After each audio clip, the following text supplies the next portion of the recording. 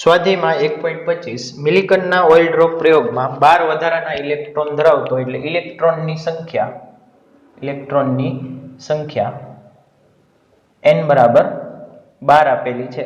12 વધારાના ઇલેક્ટ્રોન ધરાવતું એક ઓઇલ ડ્રોપ એને 2.55 ગુણ્યા 10⁴ ન્યૂટન પ્રતિ કુલમના વિદ્યુત ક્ષેત્ર E માં મૂકેલું છે.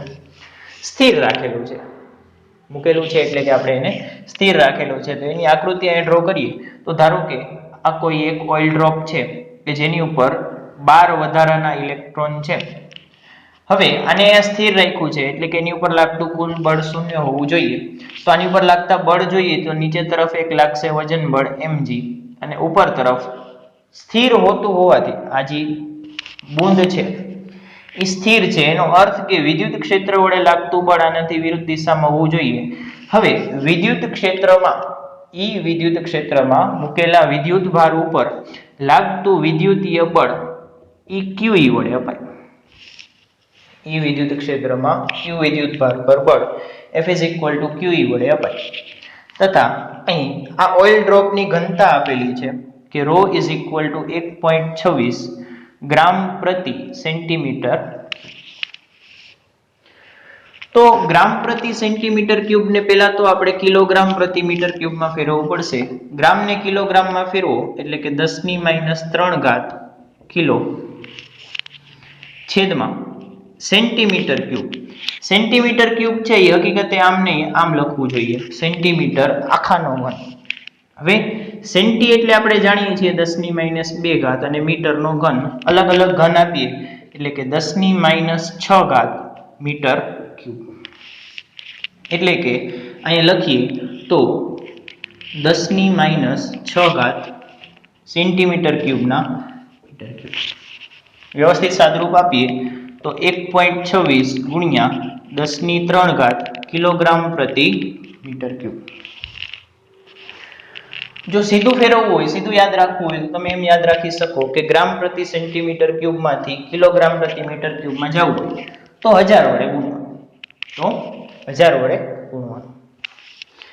હવે અહીંયા આપણે શું ફાઇન્ડ કરવાનું છે તો અહીંયા આપણે આ ડ્રોપની ત્રિજ્યા ફાઇન્ડ કરવાની છે. આ ડ્રોપની ત્રિજ્યા મેળવવાની છે. તો અહીં હું લખી શકું કે બુંદ સ્થિર હોવાથી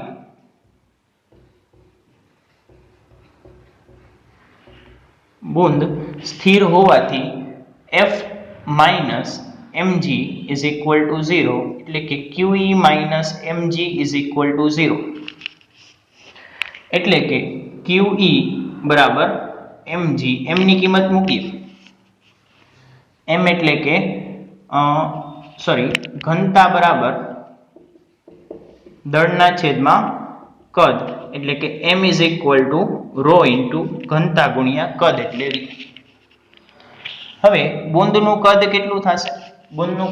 બુંદ આપણે ગોળાકાર લઈએ તો કદ થશે 4/3 pi r cube, જ્યાં r cube એટલે કે બુંદની ત્રિજ્યા. તો આ કિંમત આમાં મૂકી દઈએ એટલે કે QE is equal to m ની કિંમત ρ 4/3 pi r cube into g. r cube ને કરતા બનાવીએ તો r cube is equal to 3QE upon 4 ρ pi into g. 4 ρ pi into બધી કિંમત મૂકીએ એટલે કે 3 into q. q એટલે કેટલું થશે તો કે ઇલેક્ટ્રોનની સંખ્યા 12 આપેલી છે. એટલે કે that implies q is equal to ne. n એટલે 12 એટલે કે e. 12 ગુણ્યા e ની સંખ્યા, e ની કિંમત 1.6 into કેપિટલ E ની કિંમત 2.55 ભાગ્યા 4. રો આપણે હમણાં જ ફાઇન્ડ કર્યું 1.26 ગુણ્યા પાઈ 3.14 અથવા ખાલી પાઈ ઇન્ટુ જી 9.81. આ રીતે આપણને r ક્યુબ ની કિંમત r cube is equal to